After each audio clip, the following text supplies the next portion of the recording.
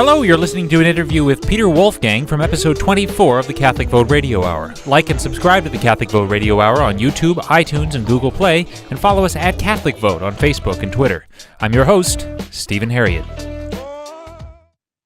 And now I'm joined by Peter Wolfgang. He's the president of Family Institute of Connecticut Action, and he is also an occasional contributor to Catholic Vote as a columnist. And he recently wrote a column that you can find on our website, and the title is Trumpism and Le Pen at CPAC, More Catholic Than Conservatism?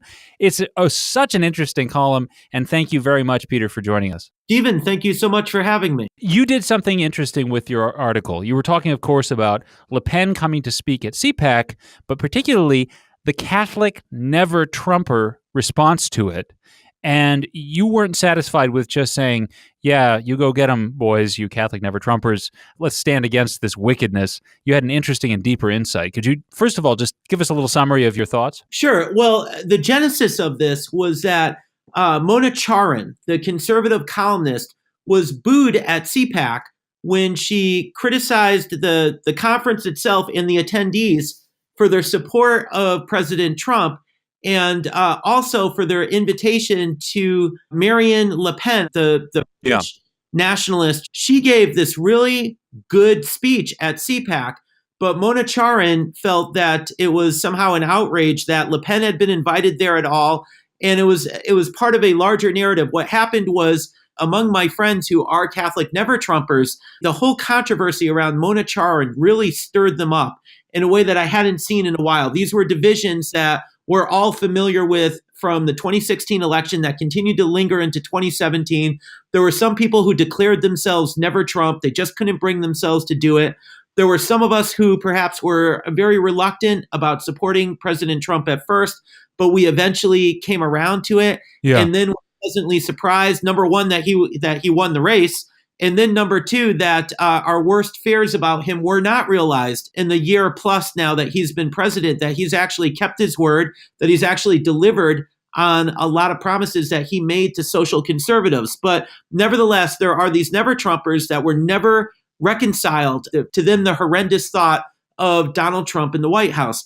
What interests me specifically, Stephen, are the Catholic NeverTrumpers, because they've got this particular angle about how the conservative movement just prior to Trump was so pure, and how it's been corrupted, that it's, no decent Catholic could possibly be a part of what the conservative movement in America has become now that it's thrown in with Donald Trump. And Mona Charen, who is not herself a Catholic, but she speaks for Judeo-Christian values, she was reacting to that. Of course, she had some things to say about President Trump's personality itself, some of the bad stuff in his own past history. She spoke about Roy Moore, the candidate down in Alabama, but she was also drawing a larger narrative about the conservative movement writ large. She was upset that so many CPAC attendees had voted in favor of Trump, that he had like one of the highest approval ratings of any president since Reagan. And she was particularly upset that Le Pen had been invited to address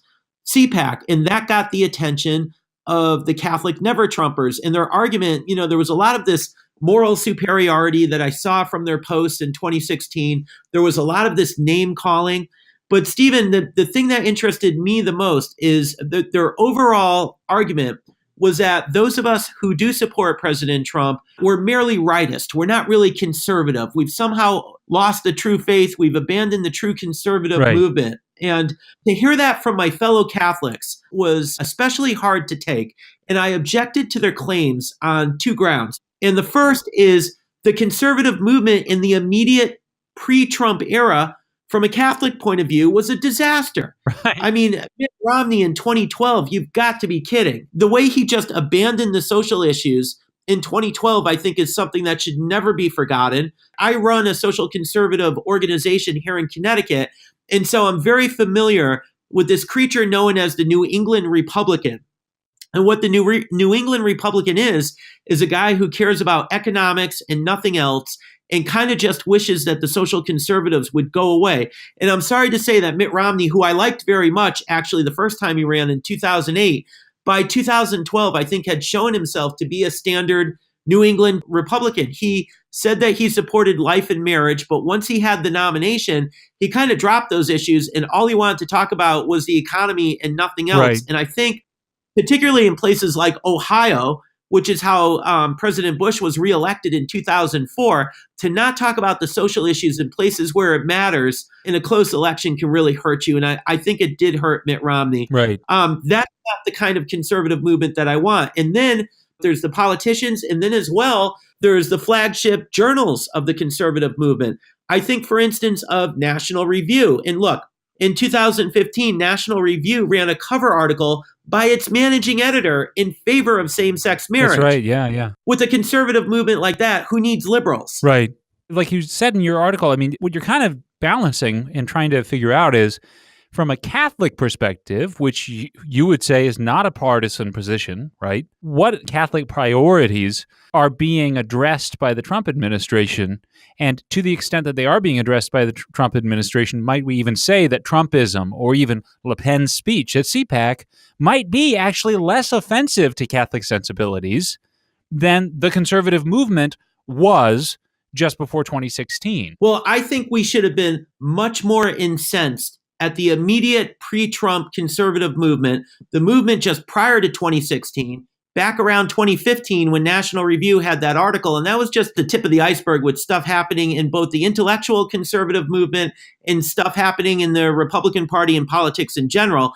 That movement really prioritized libertarian economics and did everything it could to sideline social conservatism. You know, they threw us a few bones to keep us in the coalition, but they never really delivered for us. They basically used our votes and then didn't deliver and just did the bidding of their donors. They needed social conservatives for the votes, but the donors that wrote the checks, I think, had a very different agenda. And at the end of the day, it was the donors that got what they want. Whereas with the Trump era conservative movement, there's definitely something going on. You alluded to it, Stephen. I think it has to do with the specific issues. We're seeing movement on things like life and religious liberty in a way that we didn't in the Bush era. I think Trump's probably done more for us in his first year as president than George W. Bush did in 8 years. I think he has a much more conservative administration. I think putting Gorsuch on the court was huge. He's doing more to try to defund Planned Parenthood internationally than I think the Bush administration ever did.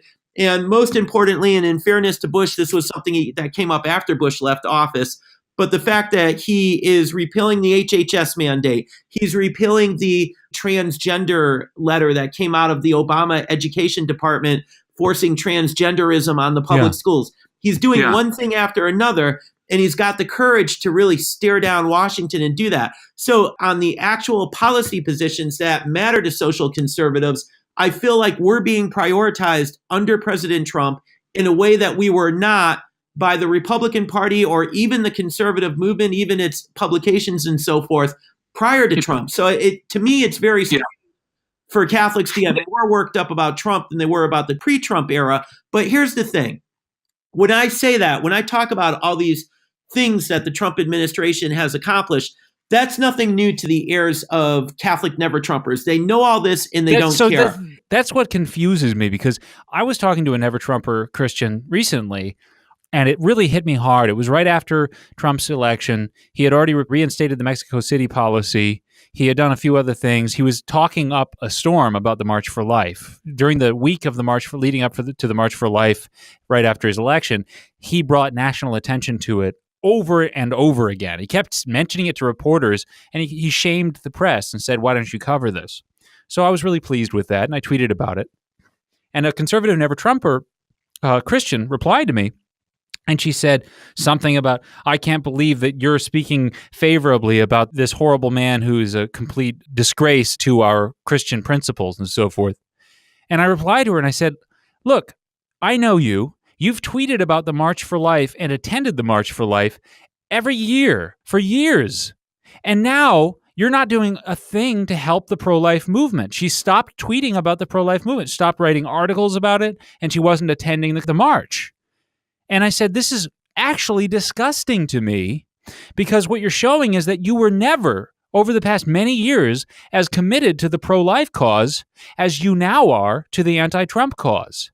Now, what on earth would make you shift your principles to such a drastic degree?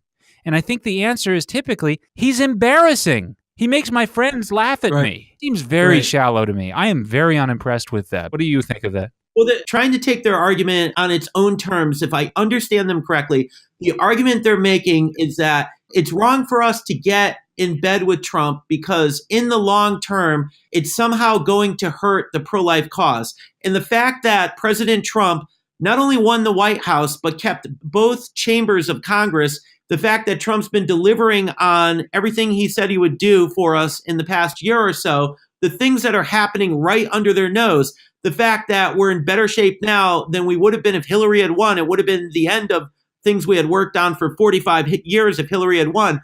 The fact that it's actually better now and these things are being accomplished, it's staring them right in the face and they refuse to see it. What they believe in is some mythical future that we don't know what the future holds, but they insist that somehow all these good things that are happening to us now are actually bad things that we're going to pay for it down the line. I think that's their argument. I think their argument is based on almost a sort of willful blindness, not willing to see all the things that you and I see, Stephen, that's happening. But here's the thing that I think concerns me even more. If you listen to at least some factions of the Catholic NeverTrumpers, and this is what I wrote about in my article for Catholic Vote, for the longest time, some of them did make an argument, of course, not with any of the same passion that they now bring against Trump, but they made this argument that the conservative movement in America was not Catholic enough. It was too libertarian. It was too focused on things like, as Mitt Romney said, the 47% who benefit from taxes but don't pay taxes, what were referred to as the takers, that there's the makers and the takers, or the extreme libertarian atheist writer Ayn Rand, that's the conservative movement in America. It's libertarian. It's not really Catholic. Well, okay, along comes Donald Trump. And certainly people higher up have made this observation wiser than I have. Peggy Noonan has been writing about this in the Wall Street Journal for the last couple of years. Rusty Reno, the editor of First Things Magazine, has been writing about this. There has been a shift among right-leaning voters in America, and it's what caused them to go to Trump. The thing that people are lacking right now in America is not liberty. What we're lacking in is solidarity. People feel lost in the way that our culture is shifting. They feel like they're not provided for. What people want is solidarity. Peggy Noonan calls it the rise of the unprotected. So whereas 5 years ago, you would have heard Tea Party activists talk about the 47%, the takers and so forth, and Rondian kind of stuff. Now what you hear about is how we have to take care of our own. We're not taking care of the vulnerable, our fellow Americans who are vulnerable citizens who need our help. We're hearing more now about the opioid epidemic, what Trump in his inaugural speech called American carnage. All of a sudden, there's this concern for working class people who are suffering that you really didn't hear from the conservative movement 5 years ago. And it's amazing to me that some factions of the Catholic NeverTrump movement didn't pick up on that and say, look, he embarrasses me with his personality, but Trump's really onto something here. Trump has really moved the movement closer to Catholicism. And this circles around back to Le Pen's speech, because Le Pen herself gave a speech that I think was more Catholic than any American conservative politician could have given. She talked about the importance of natural law, of collective morality. She talked about the danger of children now becoming merchandise in a way that I don't think anyone except the serious Catholic could have discovered it. And there were a few writers here and there, including even a few NeverTrump writers, Michael Brendan Doherty, Rod Dreher, a few clear-eyed guys in that tribe did pick up on that. And I think it's very important. And I'm kind of mystified how both the highbrow Catholic NeverTrumpers and what are really kind of the lowbrow Catholic NeverTrumpers, and really it was that latter crowd that has criticized what they called the thing that used to be conservatism. Prior to Trump, they said the conservative movement had lost its way, that there was too much difference between it and Catholicism. Well, under Trump, that movement, and you see this with Le Pen's speech as well, it's why CPAC invited her, whereas I'm sure they wouldn't have 5 years ago. The conservative movement under Trump is actually moving closer to a Catholic vision of solidarity. And I think it behooves Catholic NeverTrumpers to notice this. And I think, they ought to have the sense to see that there's something more than just a sort of dark blood and soil nationalism at work. There's actually kind of a rediscovery of the richness of Catholic social teaching, something beyond what you get from these liberal libertarian categories that I think both the right and the left in America are kind of stuck in. Yeah, that's right. I've got to quote your article here just real quick. The way you put it in your article is, the shift from libertarianism to solidarity is not what the GOP donorocracy wants, yet the pathos types who once complained about what Catholic blogger Mark Shea called the thing that used to be conservatism, but now hug that thing tight, are oddly blind to it. I think that's a very clever turn of phrase. And it's true. It's very confusing. There are people who never valued or saw any hope in the conservative movement who now bewail its demise in the form of Trump and how Trump is betraying that movement. Very confusing. Oddly, just as that movement moved closer to their point of view. Right. What a confusing time to be alive, Peter. Thank you. This is a very robust analysis, and you've given it verbally as well as you gave it in text. I encourage our listeners to check it out. It is at CatholicVote.org. You can find the article under the title, Trumpism and Le Pen at CPAC, more Catholic than conservatism? ?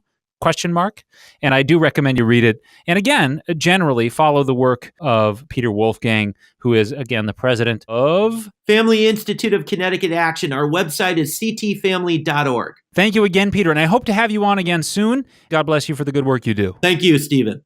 Well, thanks for listening to this interview from episode 24 of the Catholic Vote Radio Hour. Again, you can like and subscribe to the Catholic Vote Radio Hour on YouTube, iTunes, and Google Play, and follow us at Catholic Vote on Facebook and Twitter. I'm your host, Stephen Harriet. On your mind, oh yeah, baby.